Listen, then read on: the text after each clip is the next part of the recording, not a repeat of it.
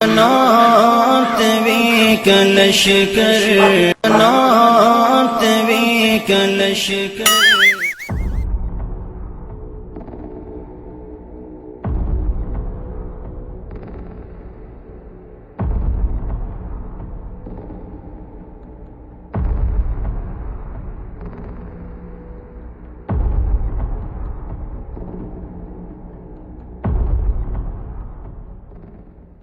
علمی بات کرو تاکہ اگلے بندے کو بھی سمجھ آئے.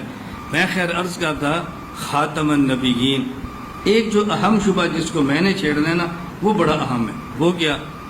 مرزا غلام احمد قادیانی کا موقف یہ تھا کہ خاتم النبیین کا معنی یہ ہے کہ حضور اکرم صلی اللہ علیہ وسلم نبوت کا مرکز ہے. توجہ رکھنا، نبوت کا مرکز ہے. مقام اور مرتبہ جو حضور کا ہے نا وہ کسی اور نبی کی نہیں ہے.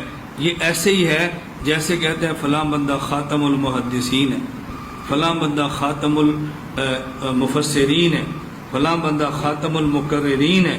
تو جس طرح ہم یہ کہتے ہیں نا خاتم المقررین، اس کا معنی کیا ہوتا ہے؟ اس جیسا خطیب کوئی نہیں، اس جیسا محدث کوئی نہیں. ہم علامہ انور شاہ کشمیری کو دیوبند والے کہتے ہیں خاتم المحدثین. اس نے کہا تم نہیں کہتے خاتم المحدثین؟ اس کا معنی ہے کہ ان سے بڑا محدث کوئی نہیں، باقی سب چھوٹے ہیں. تو حضور خاتم النبی، اس کا معنی یہ ہے کہ حضور کا مقام اور مرتبہ نبیوں میں سب سے اوپر ہے. حضور جیسا کسی کا مقام نہیں. یہ مطلب نہیں کہ ان کے بعد کوئی نبی نہیں آنا. آپ بتاؤ کتنا مضبوط شبہ ہے، کتنا عجیب اعتراض کیا اس نے. اللہ حضرت نانوتوی کی قبر پر کروڑوں رحمتیں نازل فرمائے. حضرت نانوتوی رحمۃ اللہ علیہ بھی خاتم النبیین کا یہ معنی کرتے کہ خاتم النبیین کا معنی یہ ہے حضور نبوت کے مرکز ہیں، حضور پر مقام و نبوت ختم ہے، حضور کا مقام نبیوں میں سب سے زیادہ ہے. حضرت بھی یہ کرتے ہیں اور مرزا بھی یہ کر رہا ہے. تو لوگ کیا کہتے ہیں کہ دیکھو جو معنی مرزا ہی کرتا ہے وہی تو مولانا نانوتوی کرتے ہیں. دونوں میں فرق کیا ہوا؟ مولانا نانوتوی نے دروازہ کھولا ہے، وہاں سے مرزا نکل آیا. تو نبوت کا دروازہ تو تم نے کھولا ہے. اب اچھی طرح بات سمجھیں حضرت کیا فرمانا چاہتے ہیں. حضرت فرماتے ہیں پہلے آیت کو سمجھو. اب بس وقت ہے نا، بولو. چلو یوں کرتے ہیں جس نے اٹھنا ہے وہ اٹھتا رہے. اللہ اللہ خیر صلی اللہ، میں نے نہیں اٹھنا. گل موقع جس نے اٹھنا ہے وہ اٹھ جائے. میں بیٹھا رہوں گا جب تک آیت پوری نہیں ہوتی. حدیث کو اگلی دفعہ لے آئیں. حضرت نانوتوی فرماتے ہیں ہم آیت کا معنی یہ کرتے ہیں کہ رسول اللہ صلی اللہ علیہ وسلم بالغ مردوں میں سے کسی کے باپ نہیں، لیکن اللہ کے رسول ہیں اور آخری رسول ہیں.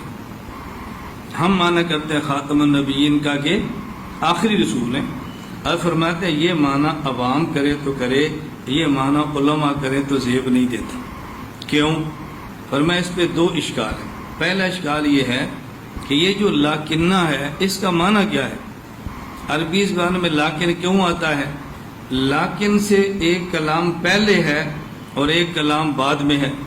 جو لاکن سے پہلے کلام ہوتا ہے اس میں ایک شبہ ہوتا ہے، لاکن کے بعد والا کلام اس شبہ کو دور کرتا ہے.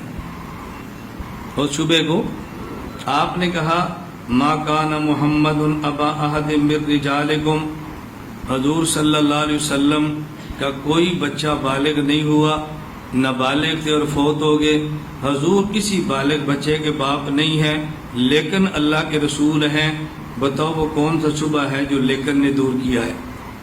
لیکن اللہ کے رسول ہیں اور رسول بھی آخری ہیں. تو بتاؤ کون سا شبہ پیدا ہوا ہے جو اس جملے نے دور کیا ہے؟ رسول بھی ہیں اور آخری بھی ہیں. اس سے کون سا شبہ دور ہوا ہے؟